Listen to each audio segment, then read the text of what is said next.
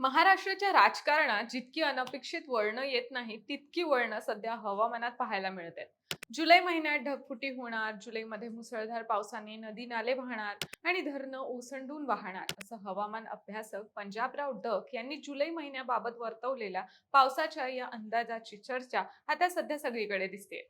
एकीकडे डक बोलले जुलैमध्ये अतिवृष्टी होणार, पण दुसरीकडे देशातील हवामान संस्थांचे जे मान्सून रिपोर्ट आले आहेत ते काहीतरी वेगळंच सांगत आहेत. अधिकृत हवामान विभागाचाच म्हणजेच IMD आणि जागतिक हवामान मॉडेल्सचा रिपोर्ट डक यांच्या अंदाजाच्या थोडे वेगळे चित्र उभे करतोय.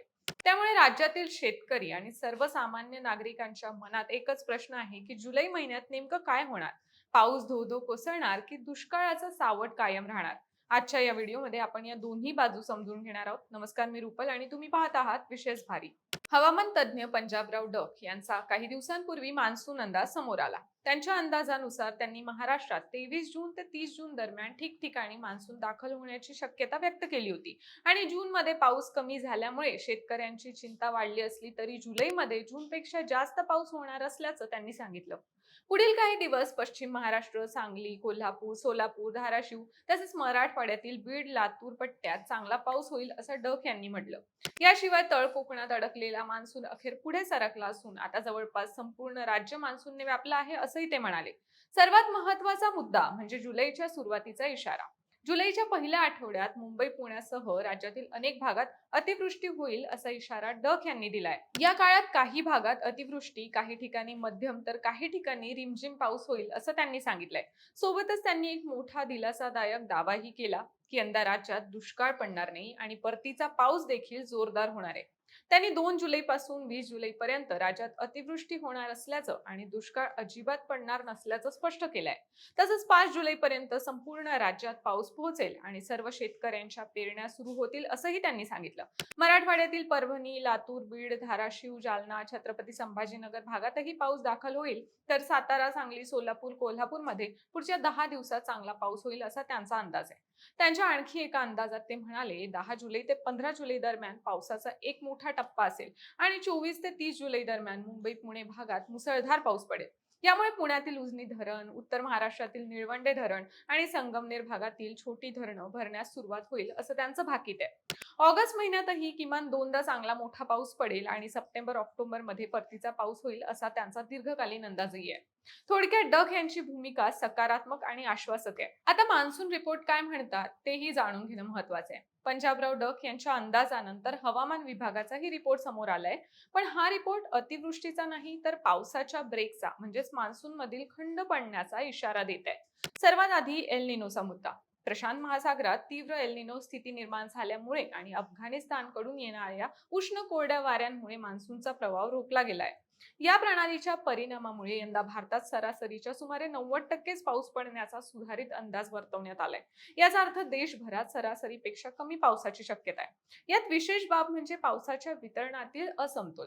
एल निनोच्या प्रभावामुळे काही प्रांतात मान्सूनचं आगमन लांबेल आणि सरासरीपेक्षा खूप कमी पाऊस होईल, तर काही भागांना अगदी कमी कालावधीत ढगफुटी किंवा अतिवृष्टीचा सामना करावा लागू शकतो. म्हणजे राज्यभरात सरसकट अतिवृष्टी नाही, तर काही ठिकाणी कोरडेपणा आणि काही ठिकाणी अचानक अतिवृष्टी असं विभागलेलं चित्र अधिकृत अंदाजात आहे. मान्सूनच्या मुख्य पट्ट्यात म्हणजे कोर झोनमध्ये कमी पाऊस पडण्याची शक्यता 43% असून यामुळे खरीप हंगामातील पेरण्या आणि उत्पादनावर विपरीत परिणाम होऊ शकतो. पण हवामान शास्त्रज्ञांच्या मते सध्या पॅसिफिक महासागरातील स्थिती सामान्य असली तरी मान्सूनच्या उत्तरार्धात म्हणजे ऑगस्ट सप्टेंबर दरम्यान एल निनो स्थिती तीव्र होण्याची शक्यता आहे. एल निनो सक्रिय झाल्यावर मध्य व पश्चिम भारतात पावसाचं प्रमाण लक्षणीयरीत्या घटतं असा इतिहास आहे. दुसरीकडे सकाळच्या एका रिपोर्टमध्ये सुपर एल निनोचा उल्लेख आहे. जांभळाच्या बंपर उत्पादनावरून सोशल मीडियावर दुष्काळाच्या अफवा फिरत असल्या तरी सुपर एल निनोमुळे मराठवाडा, विदर्भासारख्या क्षेत्रात पाणी टंचाईचा धोका वर्तवण्यात आलाय. पण काही रिपोर्ट्समध्ये कोकण आणि पश्चिम महाराष्ट्रासाठी आशादायक संकेतही आहेत. कोकण आणि पश्चिम महाराष्ट्रात जुलैमध्ये अतिवृष्टीची शक्यता वर्तवण्यात आली आहे, तर मराठवाडा आणि विदर्भात गेल्या 2 वर्षांच्या तुलनेत जून आणि ऑगस्ट मध्ये चांगल्या पावसाचे संकेत आहेत आणि उत्तर महाराष्ट्रात सरासरी इतका पाऊस अपेक्षित आहे. आता डग यांचा अंदाज स्पष्टपणे सांगतो की जुलैत अतिवृष्टी, दुष्काळ नाही, धरणं भरणार, परतीचा पाऊसही जोर धरणार. हा अंदाज पारंपरिक निरीक्षण पद्धतीवर आधारित आहे असं म्हणता येईल. दुसरीकडे मान्सून रिपोर्टमध्ये एल्निनोचा प्रभाव, देशभरात सरासरीपेक्षा कमी पाऊस, कोअर झोनमध्ये 40% अधिक पाऊस आणि तुटवड्याची शक्यता, तसंच पावसाच्या वितरणातील असमतोल असल्याचं समोर येतं. म्हणजे काही भागात खरंच अतिवृष्टी होईल, पण ती सरसकट सगळीकडे नसेल. काही भागात त्याच वेळी पावसाचा खंडही पडू शकतो. हे अधिकृत अहवालांमधून समोर येत आहे. त्यामुळे शेतकऱ्यांनी आणि नागरिकांनी या दोन्ही अंदाजांचा विचार करून स्थानिक प्रशासनाच्या आणि IMDच्या अधिकृत सूचनांनुसारच पेरणी आणि इतर निर्णय घेणं योग्य ठरेल. भारतातील अर्थव्यवस्था आणि शेती पारंपरिकपणे मान्सूनवर मोठ्या प्रमाणात अवलंबून राहिली आहे. 4 महिन्यांच्या वार्षिक पर्जन्यमानापैकी सुमारे 75% पाऊस पडतो. हा पाऊस सिंचन, नद्या, तलावासारख्या नैसर्गिक जलस्रोतांचे संवर्धन, जलविद्युत निर्मिती तसंच धरणांमधील पाणीसाठा टिकवून ठेवण्यासाठी अत्यंत महत्वाचा असतो.